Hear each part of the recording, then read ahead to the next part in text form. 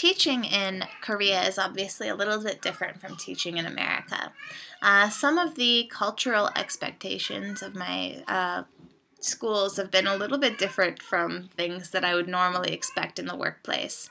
At my current school, however, there are quite a few things that I have to really make a conscious effort to do and get right. For one, my school is a private SDA Christian school, which varies pretty differently from my personal ideology. We are often expected to pray in our classrooms and attend some Saturday services throughout the year. I do my best to make sure that I do these things and that I teach God's love to the students, even though this is probably not something I would regularly feel comfortable with outside of this circumstance. So I really do make an honest effort to try to create a professional learning experience that meets the needs of my school and my students. For using data to predict or evaluate outcomes, the biggest piece of data that we really get at my school is at the beginning of the school year. We administer a placement test for language arts, and it's so that we can evaluate kids and break them up into 3 different levels: high, medium, and low. The test scores their reading level based on how far they should have come from the previous year, their grammar, their speech, their writing ability, and so forth. So every year when I do this, I usually make myself like a nice memo of all the different scores for my entire class, regardless of which ones I get in my LA group.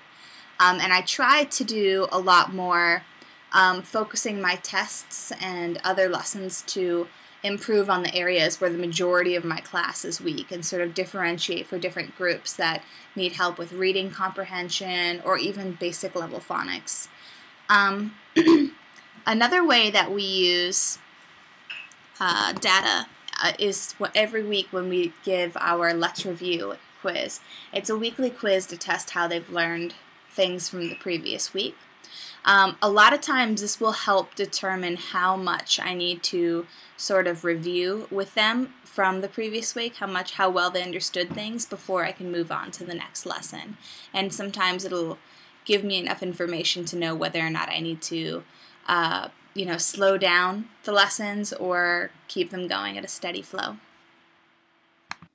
For responsibility of learning, I feel like that goes hand in hand with the use of data for outcomes, because as the teacher, you are the one with the data to be able to evaluate if learning is happening or the speed that it's happening, and if you need to differentiate your lessons for different types of learners and all of that information. And being able to access that information and create learning experiences is really why responsibility for learning is important.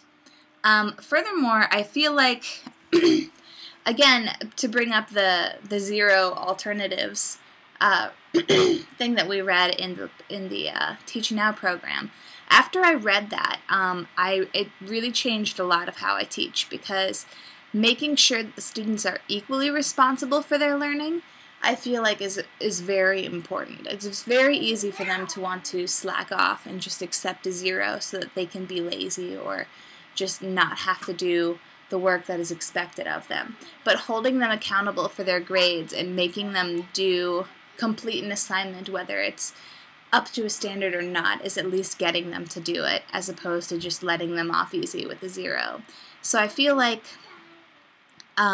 being able to use the data and trying your best to hold students accountable for their own learning and teaching them their responsibility, especially in grade school, where a lot of their education experience is them learning how to be responsible for themselves.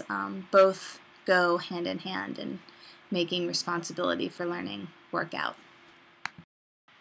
For cultural, ethnic, and gender learning, I feel like it's a little trickier in Korea, where ethnically it's pretty homogenous.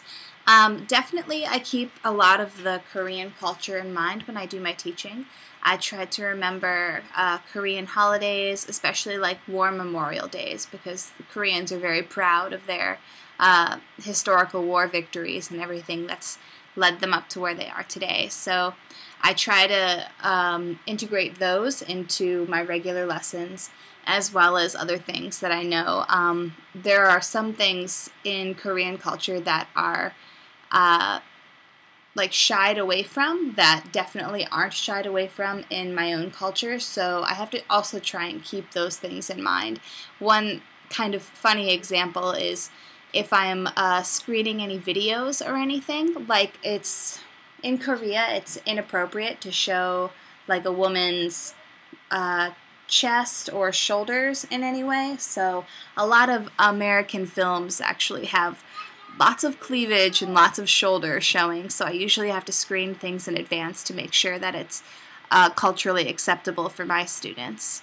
As far as ethnic and gender learning, I feel like there's probably still so much more that I could learn about those topics to help me for when I do eventually go back to America to teach, because I imagine my classes will be much more ethnically diverse, and you know, it'll be a whole new learning experience for me to teach my students. Ethics and law. Again, these vary quite a bit from country to country, considering culture.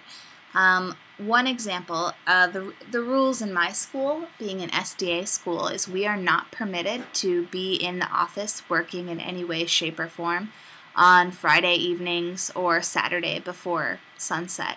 So if you don't finish all of your work on Friday by 3:30, then it doesn't matter. You take it home and don't tell anyone that you're going to be working when you get home, because it's due to their religious beliefs that Friday evening and Saturday is the Sabbath. So we absolutely do not permit working inside the school during those hours.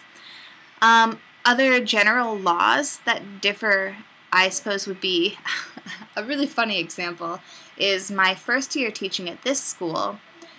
We took the students to a field trip in a place that was like a water park, and it included a Korean jjimjilbang. If you're not familiar with what that is, it's a Korean bathhouse. And so once we were all inside the bathhouse, the students and all of the Korean teachers stripped down completely naked to go enjoy the bathhouse.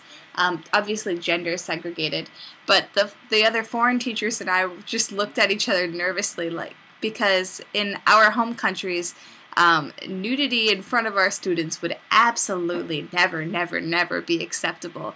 But here we are in this foreign country where this is totally the norm, to just be in the flesh in front of anyone in these circumstances. So some of us, not me, were brave enough to go ahead and do that, but and then some of us were not, and we just sort of stayed on the sidelines and handed kids towels. But following regular school ethics for different school boards and different countries across the world, I feel like it takes, definitely if you're changing countries like I'm about to, it's going to take some getting to know some of the new things that are and are not acceptable.